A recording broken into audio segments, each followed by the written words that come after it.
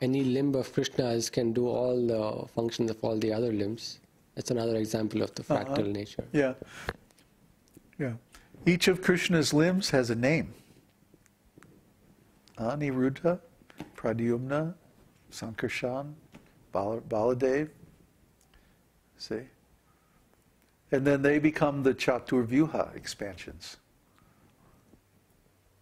And then the Chaturvyuha, each one of them has 4 arms and 4 expansions, and so on. Unlimitedly. Unlimitedly. So when Krishna manifests, he always manifests in this same pattern. See? And this pattern is given in the Vedas. Yeah. So we should learn all these things. Not just to take it like in a simplistic way, like a religion. Oh, I'm a devotee, that means I follow 4 regs and chant 16 rounds. And eat prasadam. Well, that's a nice start. Just like someone was asking the other day, isn't there a way you can simplify this esoteric teaching? You know? That's like saying, well, isn't there a way you could simplify human life? No. No, a human being is complex, and you cannot reduce that complexity without losing something. You start chopping pieces off, and pretty soon you don't have a human being anymore. So, if you simplify too much, you lose authenticity, completeness. See, I always tend to err on the side of authenticity and completeness. Because if we make things too simple, then it won't be the real thing anymore. See? Did that fall again? Yeah. So, what we have to do in presenting the esoteric teaching is to give people, a little bit at a time. Enough that they can digest, but not too much, so that they become overwhelmed. But at the same time, let them know that, hey, this is a big thing. This is a huge thing. This is a whole culture. It's a whole civilization based on spiritual knowledge. It's not just a little cult. It's not just a little religion. It's not like a little church or a little group. It's a big, big thing. Very complete, very complex, appropriately complex. Because human life is complex, and to describe human life or to facilitate human life, you need a complex structure. Just to understand human life. What to speak of spiritual life is even more complex than ordinary material life. That's what the Nectar of Devotion deals with.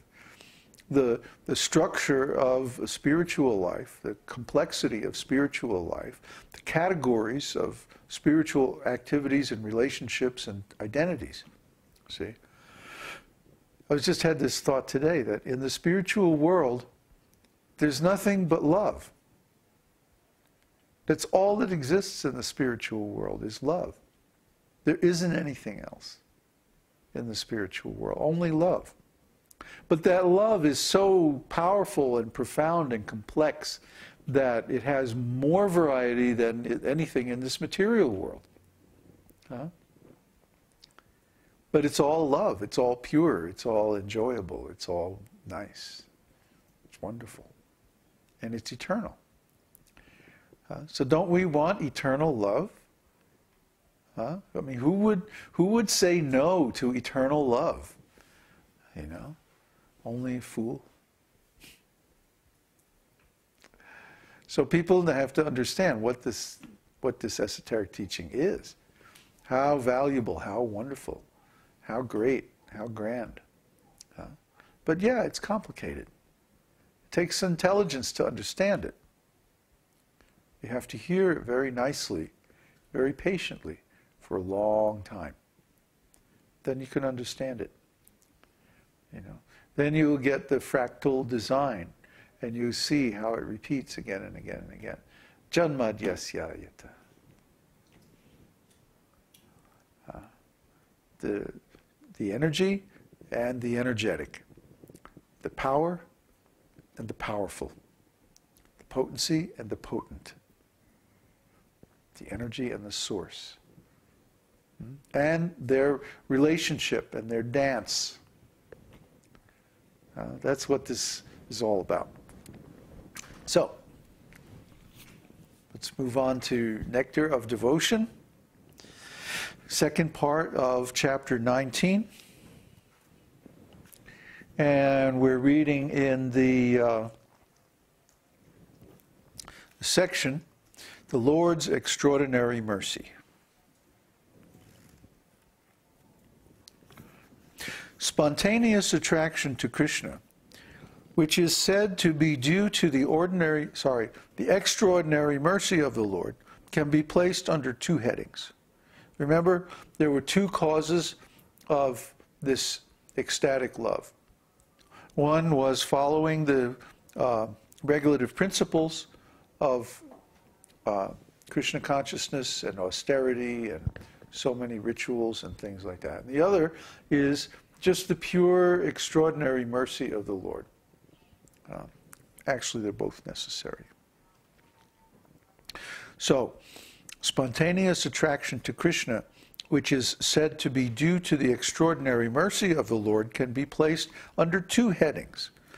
One is profound veneration for the greatness of the Lord, and the other is one's being automatically attracted to Krishna without any extraneous consideration.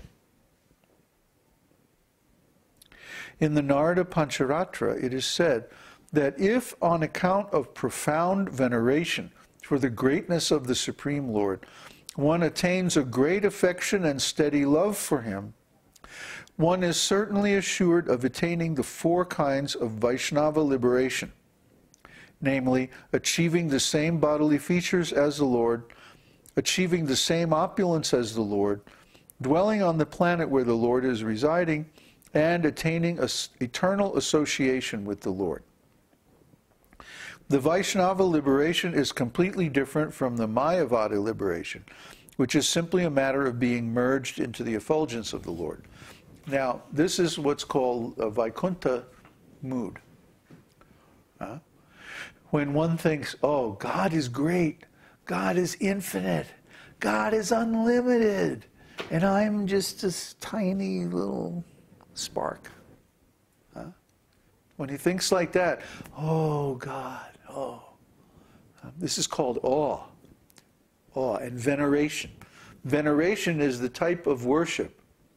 It means based on this feeling of awe. Like, oh, you're so great. Like that. So the people who worship God like that, when they get to the perfect stage of developing love for him, they go to the Vaikuntha planets. They get these four kinds of liberation. They achieve an eternal association with the Lord. They manifest a bodily form similar to the Lord with four arms, blue color, and like that. They get similar opulences to the Lord, and they live on the same planet with the Lord, in the Vaikuntha realm of the spiritual world. And in that realm, the service, all the service there is performed according to the rules and regulations of standard bhakti. In this mood of awe and veneration. And continue on. In the Narada Pancharatra, pure unalloyed devotional service is explained as being without any motive for personal benefit. And we talked about that a whole bunch of times. We also talked about how impersonal liberation is more or less spiritual suicide, because you lose your identity, you lose your spiritual separateness, individuality, and merge into the Brahman. But pure unalloyed devotional service is without any motive for personal benefit. Because you're on the Brahma Bhuta platform. Brahma Bhuta Prasannatma Na sochati na kankshati. If you are on this plane of Brahman, aham brahmasmi, I am Brahman, I am pure consciousness, you have no material desires, no material hankerings, no lamentations, no trouble, no problems whatsoever. No need, no desire, no nothing. This means you do not have any desire for personal benefit. You can just love. You can just give. You can just do service eternally. Because if there's nothing you want, if everything's perfect, then you don't need anything. So you can just give, you can just serve. That's the mood in the spiritual world. If a devotee is continuously in love with Lord